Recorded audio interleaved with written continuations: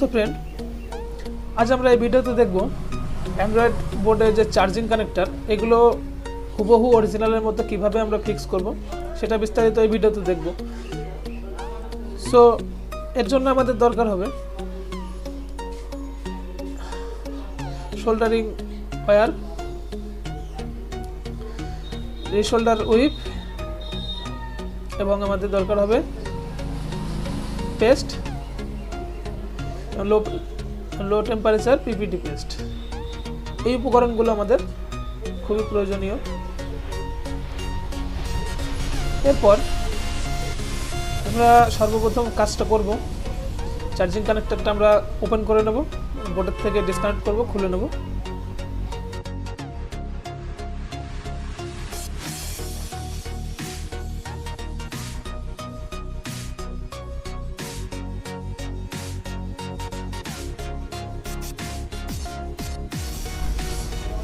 তারপর আমরা জায়গাটা রিশোল্ডার উইপ দিয়ে ভালো করে পরিষ্কার করে নেব, সমস্ত ফয়েলগুলো আমরা ভালোভাবে ক্লিন করে নেব।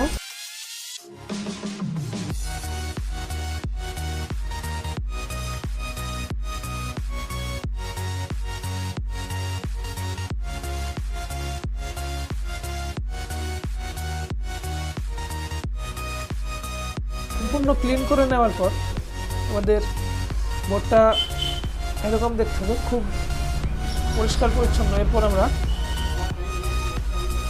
এখন আমরা পিপিটি পেস্ট ইউজ করব, লো টেম্পারেচার পিপিটি পেস্ট, কেননা আমাদের হাতগান দিয়ে খুব সহজেই অল্প টাইমে আমাদের কাজ হয়ে যায়। এর জন্য আমরা low temperature PPT paste use করব।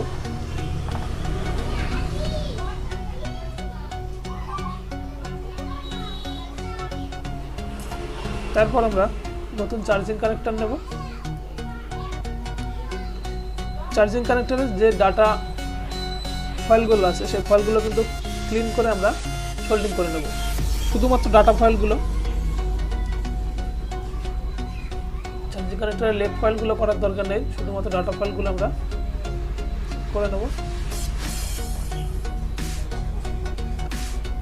সোল্ডিং করা হয়ে গেলে আমরা চার্জিং কানেক্টরটা ক্লিন করে নেব থিনার কিংবা পেট্রোল দিয়ে।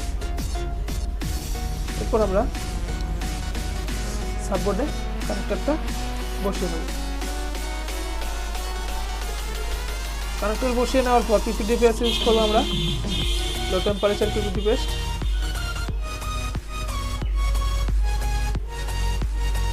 খুব ভালোভাবে সমস্ত ফাইলগুলোতে আমরা পিপিটি পেস্ট দিয়ে দেবো। তারপর আমরা লিথিয়াম পেস্ট ইউজ করব।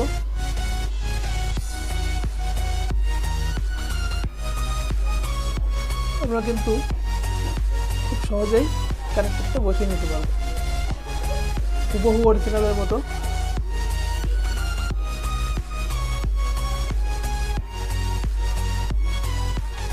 একটু ক্লিন করে নেব, ক্লিন করে নিয়ে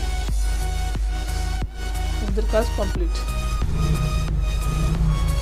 সো আমরা কিন্তু খুব সহজেই এইভাবে চার্জিং কানেক্টরটা অরিজিনালের মতো হুবহু ফিক্স করতে পারি।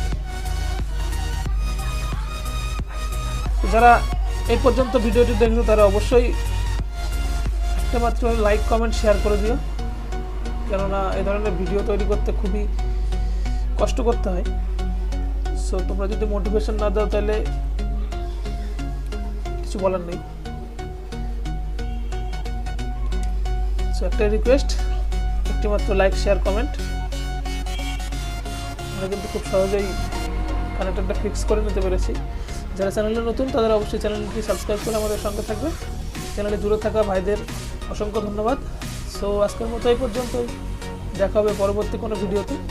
সবাই ভালো থাকবে।